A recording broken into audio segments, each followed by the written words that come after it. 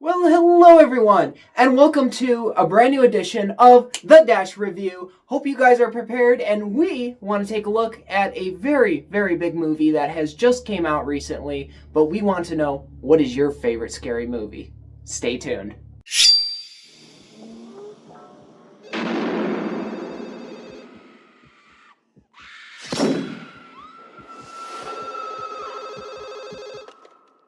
Here we are, guys. Welcome to the Dash Review. In this edition, we are going to be talking about the probably most anticipated scary movie, probably the year by far. There's a few out there that are kind of in the midst, but this one being one of the biggest. Scream 7. So, let's talk about it. I didn't get a chance to record or actually do a Dash vlogs on this, as there was a lot of things happening that day. But I am here, and I did not want to waste any time getting this review out to you guys to talk about the film a little bit. So let's get into it. As you guys are aware, we come back with a lot of familiar faces in this one. And I'm going to try my very best to not spoil anything, but just kind of talk a little bit about this film that I enjoyed and things that maybe were like, meh, because that's what we like to do here. So, for starters, I really liked that we had very familiar faces in this one. You guys may know, like Sydney and was it Gail? Yeah, that was one. And then big face that a lot of people, almost everybody, should know of the Scream franchise. We had Matthew Lillard come back to make an appearance with Stu. And they, once again, I hate that they do this, but it's not really a spoiler, but they do it in the trailer, and it kind of is like, well, why did you guys do that? I kind of wanted to be introduced into this new segment with a new story and some of these familiar characters. Now, here comes the thing that I kind of was a little bit like meh on, and it wasn't essentially too big into the plot of it, but you guys may have noticed from the previous film, which was Scream 6, where that film had a lot going for it. We had the two girls, Sam and Tara, who they were a big part of this movie. And they don't make their presence in this one due to legal reasons and also other stuff that we aren't going to get into. But it's very interesting that they kind of focus more so on Sydney and her struggles of the past, and also focusing on her kid and kind of going through these motions of these occurring, these tragedies going around in the town of Woodboro, and it is up to everyone to come together, band together once again to take down these evil threats known as the person behind the mask of the ghost face. So yeah, I know that kind of was one way of putting it, but yeah, Ghostface makes a return back, as he always does in these films. He cannot have a Scream film without having a killer behind the mask. But it was very nice seeing this kind of all come to play. I think the story of itself was actually written pretty good, especially since a lot of horror films recently like to really go hard on the jump scares and a lot of the environment, the visuals. Story anymore is really hard to come by, especially in these type films. Scream 7, however, I think does a pretty good job with it. Now, is it my most favorite? Absolutely not. But that's okay, because there are so much more elements that are brought into this that is actually really, really unique, and some callbacks to some of you that love those Easter eggs. Yes, I have to say that is probably one of the most favorite things in any kind of callback or kind of a origin into a franchise especially with Scream and how big those movies are. It's very nice to see those make a comeback in this film. And they kind of did that with the last one too, but the last one kind of had its story and kind of taking plots from multiple different scenarios from the previous killers. And that's another thing. Let's talk about the kills a little bit.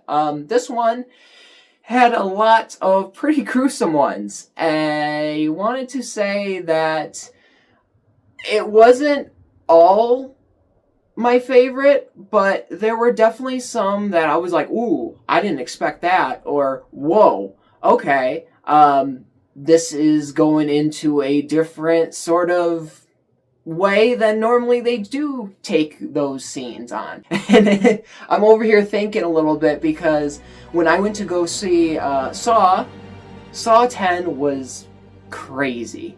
And just the amount of detail that they put, and since those were kind of piggybacking off of two individual movies, because that movie was slammed right in the middle like a sandwich, and it was just very, very interesting how they portrayed all of that and how just the whole story came about. And now they're doing an 11th movie, which that's going to be for another time. But with Scream 7, there were a lot of creative ways that they had in creative scenarios, I want to say, on how, Sydney had to overcome this, and then obviously tied along with another very, very well-known friend that has been with her pretty much through the beginning. So it is still a little bit weird to me because of all of the things that happen between Scream 6 and 7, but besides that, I think it was actually pretty darn good. It's just, I don't know if precisely I liked how, I don't know, it tied up, and with how everything kind of went down, it kind of felt a little cliche in a way. It's not the most disappointing ending, but it definitely is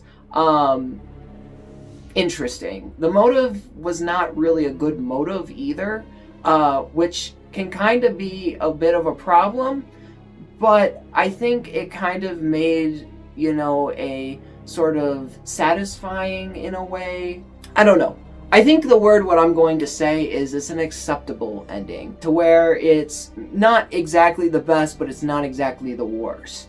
A lot of people will be able to follow along with the movie and kind of get where it's going to tie into play. However, I did want to say too, speaking of Matthew Lillard, gosh, my absolute favorite part of the movie. I think I am not the only one who stands by that when seeing this film, but it was just a very, very, very, just like a sort of reminisce onto the original movie and kind of those ties. It kind of felt like that again, but with a few missing elements, which was kind of wishy-washy just a little bit. However, I do want to say I did enjoy this film. I think it brought a lot to the table, and apparently, by what I've been seeing, by resources and all that, this ain't going to be the last. So there is definitely going to be more with the Scream franchise, but with 7, I want to say with an overall score, I am going to put this probably at a 7 out of 10.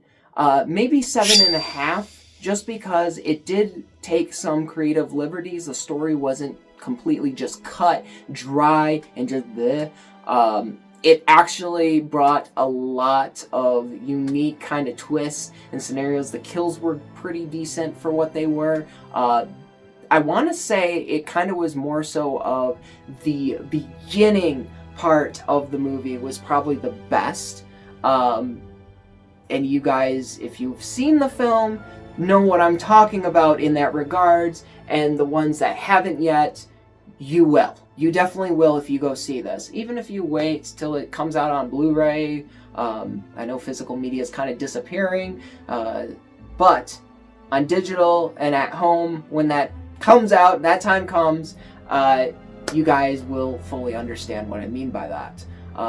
But with that being said, I think that's pretty much all I want to say with this one without getting too nitty-gritty into it and kind of get into the point where we spoil the whole thing.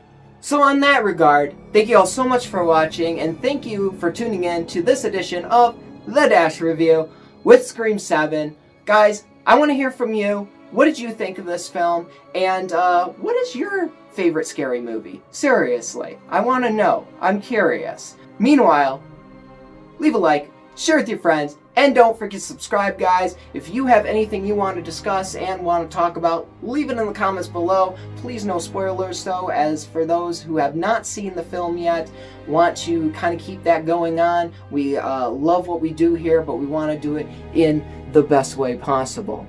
So until then, guys, take care. Click that notifications bell. That will be a key asset so it does not creep up on you or spook on you on any sort of way. You will stay updated to everything from reviews just like these. We got reaction videos on the way. We got plenty of gaming videos headed your guys' way you do not want to miss, and much, much more. It is up for you and you guys to decide. With that being said, this is a wrap. Take care. As always, I got a dash. Stay 20% cooler. And this is Dashy101 saying, take it easy, guys. See you in the next one. Peace. Bye.